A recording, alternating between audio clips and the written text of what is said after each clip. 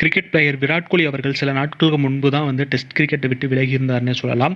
மேலும் அந்த நிலையில் வந்து ரிட்டையர்மெண்ட் ஆனதுனால சச்சின் அவர்கள் தன்னுடைய வாழ்த்தை தெரிவிச்சிருக்கிறாங்க.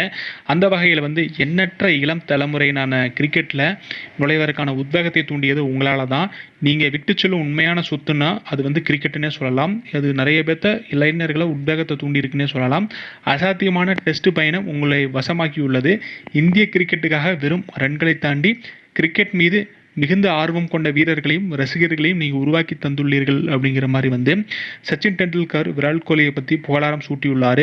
மேலும் அந்த நிலையில் வெறும் 970 ரன்கள் அடுத்திருந்தால் 10,000 ரன்களை கடந்திருக்கலாம் விராட் கோலி அவர்கள். ஆனால் தன்னுடைய சாதனைக்காக அல்ல, தன்னுடைய கிரிக்கெட் மீது உள்ள பேஷனுக்காக நான் விளையாடினேன் அப்படிங்கிறத வந்து சொல்லாமல் சொல்லியிருக்கிறாரு.